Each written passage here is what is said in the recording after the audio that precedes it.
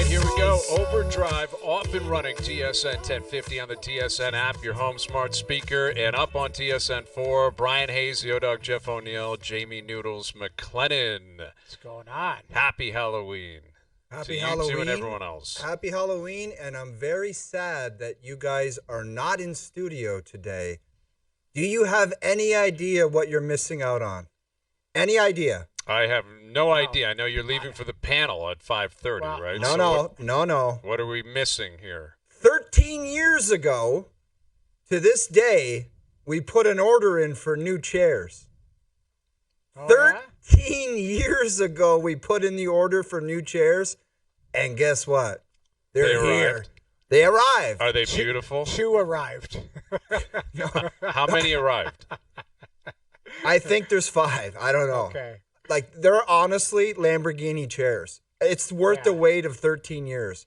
Because I believe it was 13 years ago we brought it to somebody's attention. I Maybe believe the you're Foot. right. We told the Foot to get some chairs in here, and they never showed up, but they're finally here. The order must have got lost, but we have gorgeous Lamborghini chairs at radio. And you know what we should do with the other ones is fire them to the moon, because people have to come in with hazmat suits and take them out of there. Like, No. What they should do is put the pigs old that have been chairs sitting in near there? like a smoking section somewhere and let someone flick a dart, and as soon as it touched the material of those old chairs, they'll just explode and shoot up into outer space. Yeah, you could see those from space, man. That's literally what would happen. And those are backbreakers, too. Those old chairs.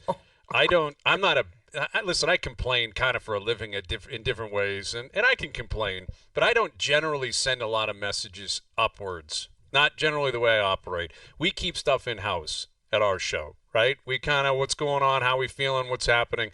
I don't recall the last time I made a request, like a formal request for anything. I sent a message to one of the higher-ups a week ago saying, my back, I'm dying here. This chair, it can't continue. It's a medical emergency, It's dude. a medical emergency. And my complaints or my request was accepted, was There heard. you go. I don't know, I man. appreciate that greatly. Dude, the chairs, I'm telling you, they got a nice flex. They're like a New Balance flex on the lower back.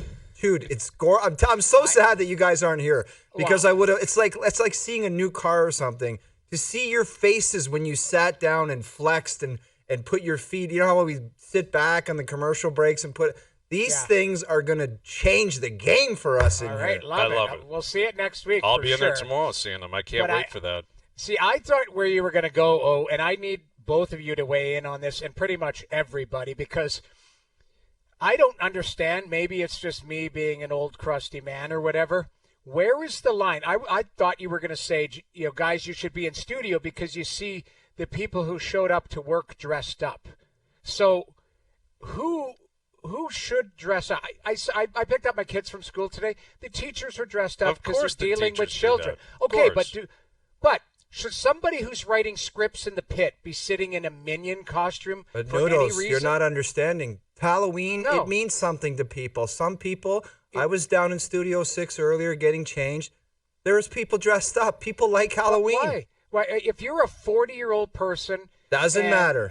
and you're not at a kid's place or at a kid's park or giving candy out, or why are you in a costume? I don't understand that. Some people would ask you, why are you watching an old exhibition game between Buffalo and Columbus on July long weekend? Everybody does their own thing. Everybody right. does their own And thing. It's personal preference. You're right. And I'm not suggesting I'm on this high horse looking down at people.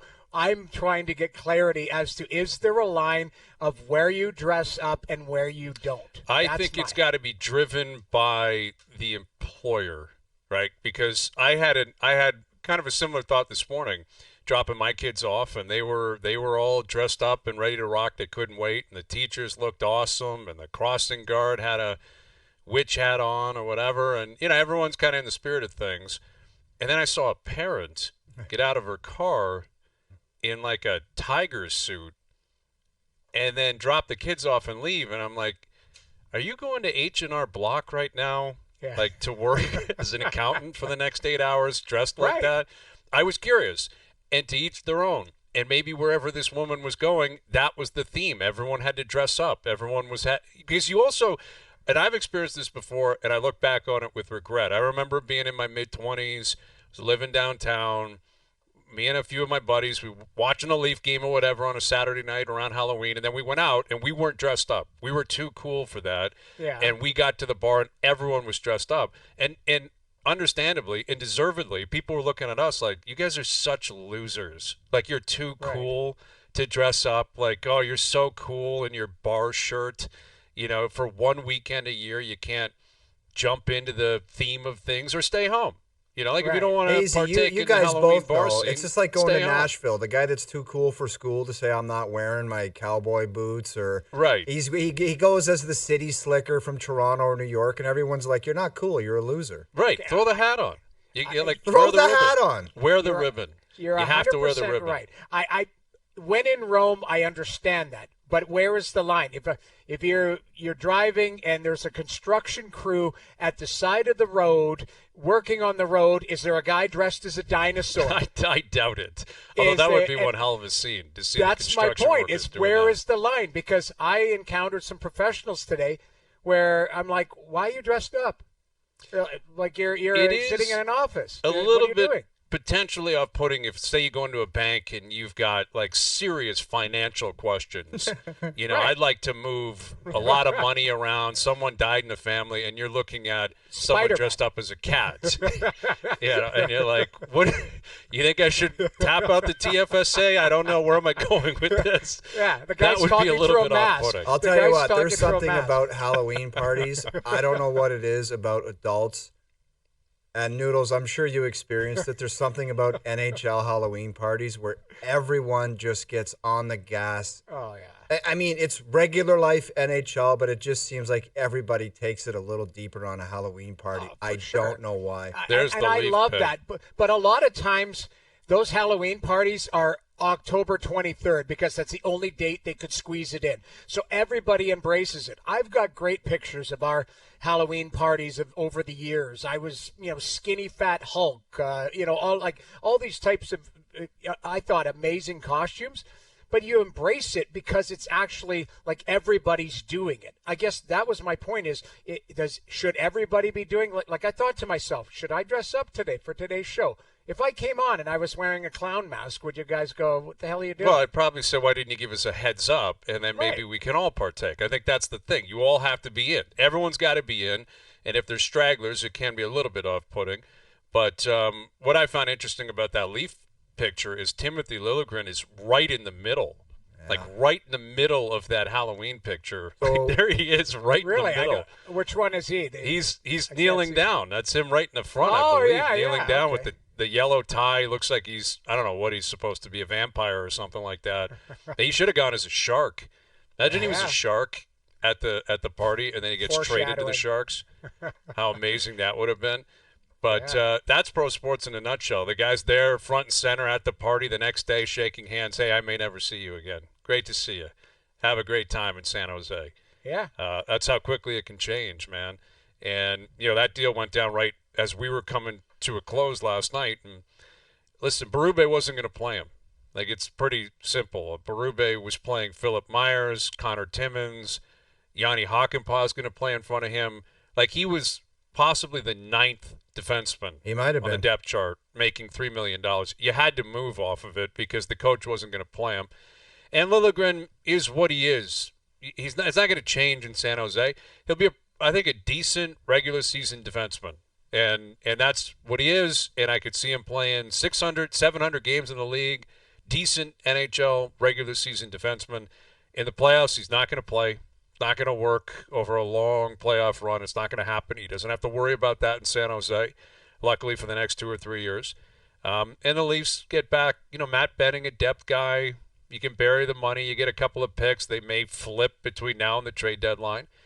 But you had to move, and that's what they did yesterday. And now the door's open for Connor Timmins to look at this, and Simone Benoit, and maybe Hakanpää or Myers, whoever is still here, battling for ice time, to try to take advantage of your opportunity. Hayes, when you look at Liljegren, first of all, he seemed like a sweetheart of a guy. Yep. He seemed like everybody liked him. He was a nice guy, good person, no issues. And you look at his body of work, like if you just were new to hockey and you watched him out there, maybe last year, the year before that, you would say, man, that guy's got some skill, possibly some elite skill on some nights. And then there just wasn't a consistency to it. Like he'd go out there and he'd make a play where he'd make an outlet pass, a missile up the middle, and then he'd jump in and roof one under the bar. And you're like, man, that's impressive. But it was never consistent enough.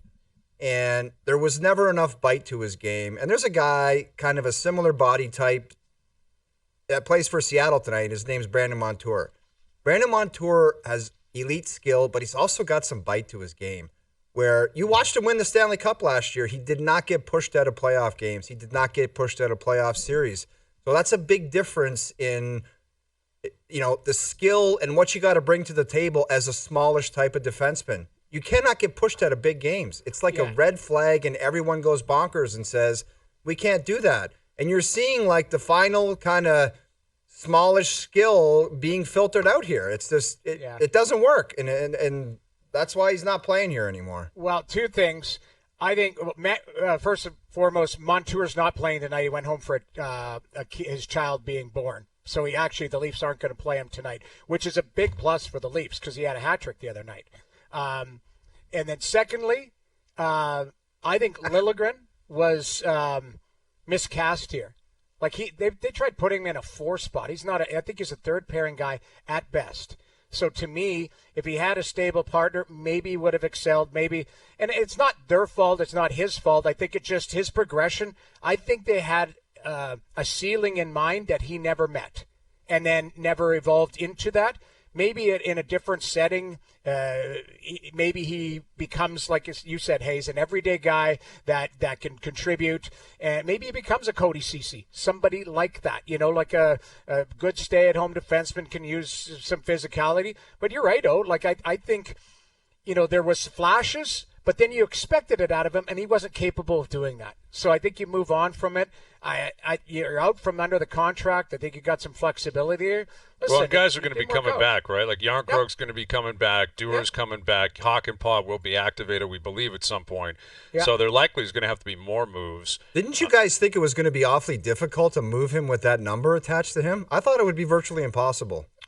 Well, he's a right-shot defenseman that's played in the league. I mean, I hear what you're saying, but guys like that, there seems to be markets. Like, obviously, San Jose, there's 32 teams. We say it all the time. Dude, I get it, Hayes, but usually the price attachment to that is like $979 or something, $1 million. It's not $3. Yeah, $3 is a bit dicey. Again, San Jose, I think, obviously works because they're not up against the cap. They're not going to be competitive in the next couple of years. And, he'll step in and play fine. Like, he'll play pretty well out there. But I hear what you're saying. I can't imagine there were 5, 6, 7 teams knocking on their door. There were probably 2 or 3. I would think in the same range as San Jose, younger, rebuilding teams with some room. That it was a bit of a fight, and they got what they could get out of them, and you move on. You're right. Like, Ole Mata being traded, I mean, the reason being is they had 2 significant injuries there, right? Dursey and I'm missing the other name, but they had 2 injuries in Utah that they needed. So I think there's teams that are looking for defensemen right now. I would argue that Edmonton's looking for a defenseman, looking for an upgrade. Now, what they have, they may not believe that Timothy Liljegren was an upgrade on that. But they are. There are teams that are looking right now for that type of player. And, Brian, you're right. Like, he's a right-handed shot. He's 25 years old. And, what is he? I think he's a 6. So if he's a 6, do you have a 6 spot open on most of your teams? Or do you believe in-house your 6 is the same as Timothy Liljegren, but maybe he carries a $1 million price tag, not 3? So that's kind of where Tree might have been up against it. But I think it was a good trade kind of for both sides. They're going to get what they want, Yeah, and what again becomes clear here with the Leafs, and they're not alone. Florida did this last year. They had very few homegrown talent on their team, but the Leafs don't have very many drafted, developed players playing every night. You have Joseph Woll in net, you got Morgan Riley, and you got the 3 big forwards up front. Like that's everything else is free agency and trades, and again, that's got to change at some point. Like for every team, even Florida. Florida, I'm sure would admit, Bill Zito, we got to start pumping in our own cheap, like that's the talent. example I was going to bring up, Hayes, because if you look at that roster, it's like they drafted Barkov, and a lot of everything else is brought in from somewhere else. Yes, it is. They had like Ekblad, they had Barkov, and I guess Lindell. Like that was about it. Like they had Reinen, I think, something like that. Maybe a fourth guy that chipped in, but it's been a while. Like Riley was drafted a decade ago, and obviously Matthews and Marner and Nylander, they're in their 9th year in the league. This is where you need Easton Cowan to show up, Fraser Minton to show up. You need defensemen to start coming through the system. It sounds like they have a few goalies that could fit that marker, obviously Joseph Wall being one of them, possibly Hildeby and others. But that is what's really highlighted here again is, the Dubas and Lamoriello administration, they were collectively here for a long time, and there's not much to show for it, like in terms of what came through the system. And keep in mind, Brian, they, every deadline, it was first rounder for this, it was trading for that. Listen, and that factors into it clearly. They were swinging for the fences. They were trying to bring in players to get them over the hump. Unfortunately, it didn't work, most of the time, but. And then you had to package up the Patrick Marleau deal. You had to move some like that. That'll make the cupboards bare pretty quickly. Now, that's probably why when we were talking in the offseason and even in September, you're valuing a player. Well, that player, they would want Easton Cowan back. Well, he's off limits. You've got young players that you believe are coming. Minton, I think, is he just get assigned to the Marlies? Yeah, he's down with the Marlies. He'll be playing again soon. You've got some young players, I think, that you want to kind of replenish those because it's been. You have to. You have to draft and develop. You can't be a well-run organization that relies solely on free agency and trade. You have to replenish because they're cheap. Matthew Nye is another guy I should include. They drafted him, They developed him, and obviously Nye is the guy that's playing for him, and that's popped. But there's an example. He's cheap right now. Playing on the top line, he's not making any money, and he's an impact player. And this doesn't only apply to the Leafs. It applies to every team in the league. But it just speaks to the importance of making sure your scouting staff is on it, and you get players you can rely on that can show up and play for you. Or else you get the book that we talked about yesterday. That's right. All of a sudden you start looking back on drafts and you're like, that one missed, this one didn't hit. It just makes your whole operation just motor in the right direction. It's just a well-oiled machine when you constantly have young players pushing out vets, because then you also don't feel obligated to overpay veterans because you can hold your ground. Say, go ahead and leave. I got a kid coming right now who's just as good as you. Do you guys remember back, like this is like L.A. and Chicago, it's like, there used to be the philosophy of you got to make hay while your good players are in their first contracts. Yeah. Like that was the philosophy. It's like you got to go for it when these guys are the best players in the league, like Patrick Kane and Jonathan Toews and Sidney Crosby and Drew Doughty and Andrei Kopitar, and they're not making anything. That's when you can make a serious run. Now we're in like year 10 and we're like, you got to fill around these guys. It's going the opposite way. But Chicago's a great example. Toews and Kane signed for $10.5 million apiece. They haven't won anything ever since. And if those guys were making $10.5 in 2013, then you can say goodbye to Marian Hossa potentially, or Patrick Sharp's got to go, or that's the nature of the mathematics of the NHL. Yeah, the additions around them that got them over the top, you wouldn't have been able to afford them or had the currency to do it. But you know what? There's no perfect template to build this. Everyone talks about drafting and developing, 100%.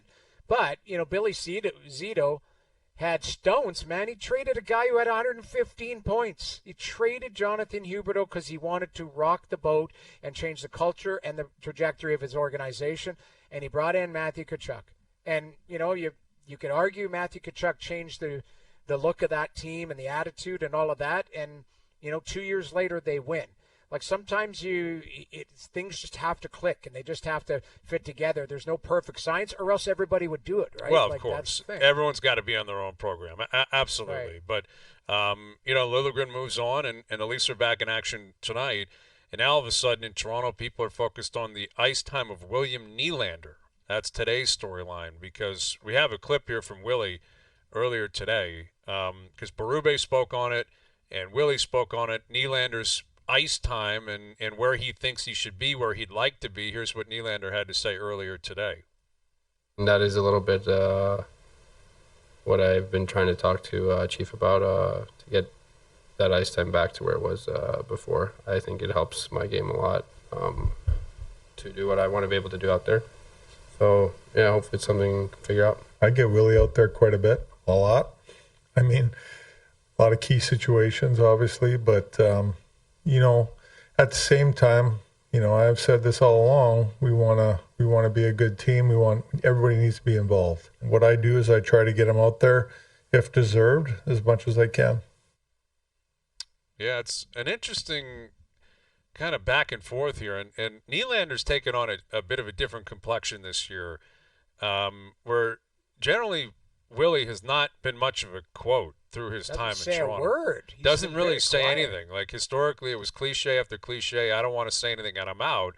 And I think it's a combination of veteran status, new contract, no movement, no trade. Like Willie's got confidence around that building. Like Willie's willing to speak, and I appreciate that he's speaking honestly here, and I understand where he's coming from, that he wants to play. But it's kind of the first time we've heard one of these guys suggest, well, Keefe used to do this, and I kind of like that. And what Berube clearly is doing here, and what his philosophy is much like Babcock's when these guys first came up. He wants every line to play. He wants a fourth line that's going to play 10 or 11 minutes, not 5 or 6. And if they're playing 10 or 11, Willie's not going to play 23. Yeah, and our job is to take a side on this and say, you know, we got to have opinions, but I think there's points well made for both people that have spoken on this. Mm-hmm. First, there's William Nylander. I love the idea of him coming out and say, I want to do more. Because he could easily have said, you know what, penalty killing, piss on it, I don't want to do it anymore. That's not for me. That's not what I do. That's not what I do best.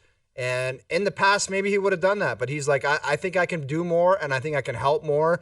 But on the other side of it is, which I think this is the part that can help William Nylander be a better player, because there's probably some nights where Craig Berube's watched him and said, you don't have it tonight, so you think you're going to go out there extra? You're not doing it. Not on my watch.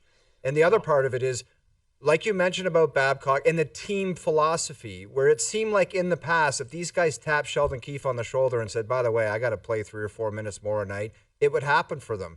That's not going to happen this time around. He's the boss and he's running the operation, and it might be better for them to say, give me 18 minutes or 19 minutes of real quality hockey as opposed to just flooding your minutes saying you played 23 minutes when 4 or 5 of them were trash anyway. No sense. Well, no sense. And if you're really good and you're dialed in, you might get to play in some more situations. I do love the fact of the player saying, I want to do more, I can bring more. That's awesome. That's why you get paid that amount of money. But I also love the coach saying, pump the brakes on that, because if you don't have it some nights, I'm not just tossing you out there because of the contract attached to your name or because of the fact you said you want to do it. That's not in the team concept. No, from those two, I agree. Like you look at Nylander, those guys want more responsibility. Great. But what I got out of all of that, did you see the body language of Craig Berube? He almost said, and I think he was diplomatic, he almost said, I don't care what he wants. I'm the coach, and I'll put him out there. And I think he's been getting ice time. Like, I almost, to me, there was like, I think it was a diplomatic answer, but it was a quiet, like, I don't care what you think. I'm driving the bus here, and that's what matters. Like, it was him going, fine, ask for more ice time. I'll give it to you when you deserve it. I guarantee you he said that to his face. You want more ice time? Play better in certain situations, and I'll get you more ice time. Sure. I guarantee you that's what Chief said to him. Oh, I would think he probably did. And, again, what is pushing up against the way it used to operate is the fact that Berube sees the game differently. Like, that was the first thing Keefe did when he arrived, was just lay into the ice time of the best players. Like, it was very lopsided, where guys like, and Marner the other night was playing 24-25, and you could tell Berube lost track of it. And it was, I wouldn't say he was upset with himself, but he was like, I think he referenced it, that it got a little bit carried away. He kept putting him on the ice because he loved the way he was playing. But Keefe, it was automatic. Matthews and Marner and Nylander and Tavares, they were going to play a ton of minutes. And Berube is playing the long game here and believes in having a third and fourth line that can be effective. And in order for them to be effective, they have to play too. So Yeah, I read it the same way, that Berube, in a very diplomatic manner, just basically said, good, awesome, love Willie, good for you, but I'll let you know when you're going to play. And I think Nylander understands that. Like, I think Nylander's just answering the question because I'm sure it was posed, hey, your numbers year over year are down. What do you make of this? And like any great player, any great athlete, they want to play. They'd like to be on the ice every second shift if they could. So I don't think Willie said anything necessarily out of line. And I don't think Willie would be bent out of shape with the idea that Berube runs the show. I think he'd be well aware of that. But we'll see how this plays out over the course of the year. We're 10 games in, and it's already, where's Willie's numbers at? Who's playing with Willie? Yeah. What's going to happen with Austin on the penalty kill? Is that going to continue? Is it going to take away from his goal-scoring prowess? And I think collectively the players have handled things pretty well. They look like a veteran professional team that's going about their business and trying to iron out some wrinkles, and they've had good games and poor games, and they're 10 games into a long journey here. But you got one tonight with Seattle coming off a big win a couple of nights ago. They're off to a pretty good start. Montour's out. This is one that you got to get. Yeah, tonight. and one last thing on Willie, like just the consistency thing. Maybe Craig Berube would say, if you can master 19 minutes where it's your balls out and you're dialed in and you're intense and you're physical, and you can do that every shift for those 19 minutes, then we'll look at elevation. But if you want to sit, and I'll go through the clips with you, where you take shifts off and you're not consistent throughout a game, which he's prone to being, then it's not happening. So there's a starting point. You start playing 19 minutes where every shift is dialed in, then we'll look to extend that. How about we make a deal on that? And that's a coaching angle you can look to. For sure. And this might be the first time where it's like, okay, hey, everyone's getting to know each other, settle in and all that, but it's the first time it's like Willie's put his hand up here and said, hey, I would like this. And Chief's going, well, I would like this. So, it's the ebbs and flow of a season and settling in. And you're right. Maybe they land on something. To me, they land on an ice time that fits for both sides, where it is, 21 minutes of really good hockey, and I got to find you more extra ice time because you're playing that well. I think it's as simple as that, but you're not going to have a perfect balance every night just based on, good games, bad games, opponents, all of that type of stuff. But I like both sides. I think Willie pushing for more ice time is good, but I also like the fact that Craig Berube going, whatever you guys did here in the past, we're not doing that anymore. Yeah, like, this is my team. It's circumstantial. Like, if you're up 7-1 tonight, the fourth line's going to play a lot. Like, You're not going to get 21 minutes. I mean, every game's different. But, again, it happened at the beginning of camp when Willie was asked about playing center, and he said, yeah, I'm talking to Berube about keeping me there. Don't just get me out when you want to get me out. And, like, a week later, Berube said that's enough. So, we've been down this road a couple of times early in the year with Willie, and I think there's been 4 or 5 games where he's been phenomenal, and there's been 4 or 5 where he's just been okay or blended into the game, and I think that probably applies to the majority of his teammates, if not all of them. Leaves Seattle tonight. All right, Luke Wilson in studio at 5. Hayes and Bro on the clock tonight. Jets, Texans. We'll get to that. We'll get to the World Series last night, how crazy that game. What a ball game that was last night. The Juan Soto stuff after the game. We'll get to that. Juan Soto. And it's a Thursday, and I have a list for you. I have 5 people within the sports world who are hearing the Halloween music on Halloween. All right, so I got a 5-pack for you. We'll get to that and more coming up. OverDrive continues. TSN 1050 and on TSN 4. All right, OverDrive continues. Brought to you by FanDuel, bringing you everything from the opening line to the final score. All right, I've got my Halloween list in about 15 minutes. I also have the definitive chocolate bar list, a 5-pack that is absolutely a science. I don't think there could possibly be any pushback. Get to that a little bit later on. Because I know you're just going to mail it in, and number one's Coffee Crisp. No, I have Snickers at number Coffee 1. Crisp. Snickers is the Coffee king. Crisp. Like, there's nothing greater. Nothing greater, nothing better, nothing bigger. That's just a straight fact. But we'll get to that later on. I want to get into the Juan Soto stuff because I was just in awe watching him post-game last night. Me too. Just right into Scott Boras mode. It was like Garrett Cole when he had, like, Same thing. They lost to the Nats in he 2019. put a hat on saying Scott Boras client. Right. After they lost the World Yes. Series, the same thing. Yeah. Jerry Cole's right down the hall from Juan Soto, and Soto's out there like, maybe I'll go to the Pirates. Where's Oakland playing these days? Sacramento? I could end up there. But what a sporting event last night.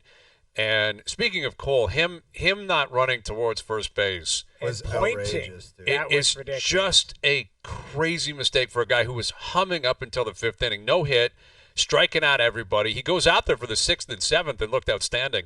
But for him to bail on that play, that you learn that when you're 5 years old playing baseball. And the audacity to point at Rizzo and say, you do it. Shake his Right. head. There was That- a head Ludicrous. shake, too, Exactly. there. That was the old Lloyd Look at Christmas, Harry Dunn. No, it's your problem. Oh, yeah. Not me. Couldn't possibly be me. You have to run that out. They get out of that inning. They're up 5-0. We're going back to L.A. Game 6 tomorrow night. Like, no 100%. question about it. Yeah. Then, Judge dropping the ball like that, that's a 1 in 1,000 play. You got to catch that ball. Oh, Like, it's you- mandatory, Noodles. Like it's you ridiculous. cannot drop this. Like is it's just- right at them. They were having a night, and I think they were just thought it was cruise control after they got up 5 Cobb. I Right. thought the Volpe play to third base was as stupid, like not execute. Like if you're going to go to third there, which you could have went to second, you gotta make the play. Well, have a better throw and not bounce. That's it. If you're going to go to third, it's got to be insanity. like I'm making this play. Yes. Yeah. But they screwed it up. It was amateur hour defense for about 45 minutes. Catcher's interference, which I haven't seen it forever, man. That's Yeah. crazy to get your glove in the way of Ohtani. There was a balk last night. Like the Yankees, they absolutely apart. choked. They Yeah, they fell completely apart. fell apart and choked. And when you consider what that stadium looked like when Aaron Judge hit that home run in the first inning, that you could hear that in Toronto. You could hear Yankee Stadium. They were going nuts. Like it was a great call. They allowed the fans to factor into the broadcast. People are throwing beers and hats and hugging and high-fiving, and there's the guy, there's your man. He finally arrives in the World Series, hits a home run, gets you on the board. They're up 2-0, up 5-0 before you can flinch, and they choke it away. Furthermore, they were up 6-5. Like even after the Dodgers were battling back, and a couple of sac flies end up giving the Dodgers the lead, and it was just a wild night, wild game. It turned into a World Series that was quick, and I guess a formality once the Dodgers went up 3-0. Game 1 was great. Game 5 was great. Naturally, the whole thing was trending last night. The probability meter that the Yankees had an 88.7% win probability in Game 1 till they lost in extras. And last night, the Yankees had a 96.5% win probability, and then they lost. Kind of like the Leafs when they're up 4-1 with 11 minutes to go. They had a 99% win probability. 0.9. 99.9. No, it wasn't that. Was Dude, it? Oh, I I'm swear to pretty God sure it it was. was. 4-1 with like 7 minutes now. or something. There was a stat. Elias stats 99.9. Impossible to 99.9. lose. Impossible. No one had ever seen anything Why- like it. No one had ever done it before. We can't bring it up. Let's. Just It's over. I don't mean to bring it up, but it I is know, but Halloween. let's- It's terrifying. It's a scary. That's what Leaf fans should go out as. A shot clock that says 4-1 with 11 minutes to go. That's terrifying. But here's Juan Soto after the game. These are two different clips put together when the New York media immediately pouncing on this guy. Like, what's up? Where are you at? You're a free agent as of this moment. What is possibly going to happen this coming off season? Do the Yankees have any advantage with signing you based on what you experienced here? I feel like every team has the same opportunities when I'm going to the free agency. I don't want to say anybody has any advantage because at the end of the day we're gonna look what they have and how much they want me. The fans have been very loud. They've been chanting for you to stay. Do you think that could impact your decision? Probably impact the decision of the ownership. We will see. We will see how it goes. So definitely really excited and really thankful for those fans. They've been incredible all year long. That's cold, man. Like you couldn't even say I really embrace people here, and my first thought would be I hope something can work out. That was flat out. I am going where the most money is being handed over. I didn't like that at all. Like no that's a bad decorum. team. Yeah, like that's No understanding of the You moment. literally just lost in the World Series and, Right. and battled with those guys who were in the locker next to you. And you're like, yeah, we'll see. No inside track. Just say I'm not talking about it. Yeah. Like that's the PR move. Is just guys. I just lost the World Series. I'm heartbroken. My guys are heartbroken. It didn't sucks look for Yankee heartbroken. fans. You didn't look heartbroken. Of course like, he didn't, because now it's time to cash in. Like Soto's been waiting for this season to come for years, so that like he's already won his World Series ring. He got his in 19. He's done it. Like obviously he wanted to win. He performed great. The guy was a monster all year. He played great in the playoffs. He knows what's coming. But that is Scott Boras getting to him. Like that was prepared. Like Yes. when you lose tonight, go out there and say this. Like that is Yes. so cold and so calculated. And it's the exact same thing Cole did. Garrett Cole, Scott Boras, same thing in 19. Lost the World Series. Hey, I don't know. Business time, baby. Doors are open. Who wants to pay me? With a hat that said Scott Boras client. Right. And at least, like, Soto didn't have the hat last night, but he made sure to turn the Yankee hat around. And, hey, I'll go anywhere. And listen, I think he's coming back. I think that last comment is what's important. He's basically saying, ownership, just pay me and I'll come back. You want the fans to love me? You pay me $650 million. But by the way, when he says he'll listen to anybody, he's only going to be listening to 3 teams: the Dodgers, the Mets, and the Yankees. Yeah. and That's the Blue it. Jays. And the Blue Jays. That's right. Someone will Like, report why that would they you get a even meeting want to? with Like, him. if you're the Blue Jays, like, let's be real here, guys. Like, if you look at the talent that was acquired from the Dodgers, and if you want to say they bought themselves a World Series championship, fine. But we're talking about, like, look at the depth of talent. Like, they traded for Mookie Betts. They traded for Freddie Freeman, or signed Freddie. They signed Freeman. Freddie. How Yeah. the Braves let Yeah. him go is astonishing. Well, there is a conspiracy theory here that his agent kept an offer away from him that he was not aware about, and he found out about it after, and I don't think he was too happy. But I don't really know how that really shook down. Right. But, like, it just goes on and on and on. You get Shohei Ohtani. Like, Soto cannot go to the Dodgers. Like, that's one where Manfred needs to put his wedge down and block that. Like, you cannot allow it. Like, remember when David Stern did that in the NBA and he blocked – who did he block going to the Lakers? Yeah, but Chris Paul, I think it was. But why can't you allow him Because to go to the Dodgers? it would be a joke, Noodles, if Soto signed there. If you went Ohtani into Betts, into Freeman, into Soto, you've lost everybody. Now, listen, they may say it's good for business because look at this World Series was great for business.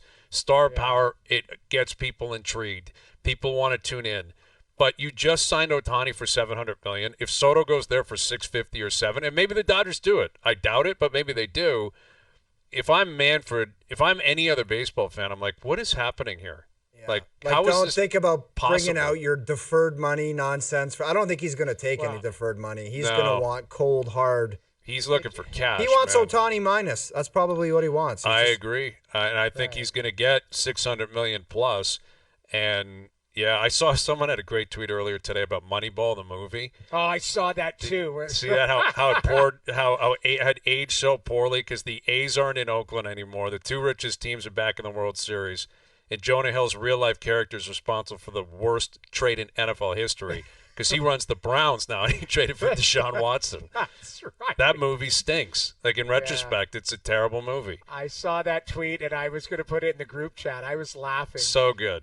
Oh my Moneyball, shove it, man. We're not playing exactly. Moneyball anymore. Yeah, but there's. But I wouldn't be shocked if the Mets owner just says, "You're not going to be a Yankee. I'm gonna. He very well could. He very well could. I mean, they were in the championship series. They're right there. Like, So let me ask you this: Is there? If we did Jerry's, it's zero that he looks at the Toronto Blue Jays. No, it's not Zero. ze- If but they've here's- got $600 million sitting there, They because haven't. were willing.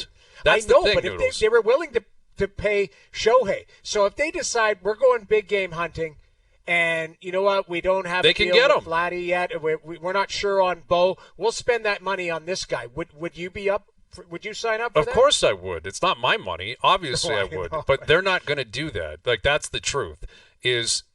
This is the worst thing that can happen to Rodgers and to the Jays is that literally top dollar gets them. So you could get him from the Yankees. You pay Right. $1 more than New York. I think he'd come up here. I really believe he's like, I'll go wherever you're willing to pay me the I most don't money. believe that, Hayes. I don't think he's going to say, just make it $1 more, I'll go anywhere. No way, man. You don't think that guy's going to spend the last part of his year being in one of those top markets? He'll be a Yankee. He'll be a Met. He'll be a Dodger. He'll be a Probably Philly. will be because they pay in the end. Right. But I don't know. I mean, we'll see. Like at a minimum, you can offer him the most money, and then you will be in the dance. He might get used. That's the concern, and I'm sure the Right. Rogers Well, we family know how would have that that goes. concern. Exactly. We offered him $650, and the Dodgers or Yankees just say, "Fine, we'll match that," and then he comes to New York anyway, and it's a big waste of time. All right, Luke coming up, and 5-pack list. Who in the sports world is hearing the Halloween theme song? We'll get to that next. All right, here we go. It's Halloween. I know a lot of people have been requesting the Halloween theme song, and, we've been doing this for a while. This is a song that a lot of people in the sports world hear from time to time, right? When they close their eyes at night, they hear it. When they're walking out of a building, they hear it because ultimately they're in a tough spot, right? They're in a bad place because of what's going on with their play, with their team's play, whatever it might be. So it is a Thursday, and I have a 5-pack. I have a list for you. People within the sports world who are hearing the Halloween theme song. You guys ready for this? Yes. Number 5, Kyle Dubas is hearing this. Kyle Dubas. It just continues to get ugly for Pitt, and they've signed Sid to the extension, so we got that done. Kind of feels like he's stuck with Mike Sullivan. I think that's the appropriate way of putting it. It's not that Sullivan's not a great coach. He is. I think if he went somewhere else, I think it would be a fresh start and it would work. But it's become stale. They're old. They're slow. And he was brought in there without winning pedigree in Toronto, but he got a great job. And the idea was you got to make this work for Sid. Like, Sid's got like 3 years left. Well, Hayes, that's what I would like to know. What was promised? Like, when he was brought in there, somebody had to say to him, what are you going to do with this? Right. And maybe his answer was, you got to let it play out and get awful. I don't know. I'm not privy to what was said in those meetings. And maybe he said, I think I can make some changes to get this over the top. Because if he said that, it's a failure. His moves Wow. would suggest that that's what was said. They picked up Carlson. They picked up Riley Smith. They re-signed Jari. They, now he's Kevin acquired Hayes. Kevin Hayes. Like, he keeps going and going and going. He's trying to make it work, and it's not working. And no, it's not working. So Dubas is at 5. Number 4 on the list is New York Yankee fans because of what you heard out of Juan Soto last night. Steve Cohen down the street in Queens may say, I got top dollar for you. And there may be a reality that Aaron Judge just is not a big game player. Maybe he's a regular season hero. And in the playoffs, you just can't get it done. And that was your crack. You had your chance. And it didn't work out. I have Yankee fans, even though they lost in the World Series, still made it there. A lot of fan bases would take it. In New York, it's about winning the thing.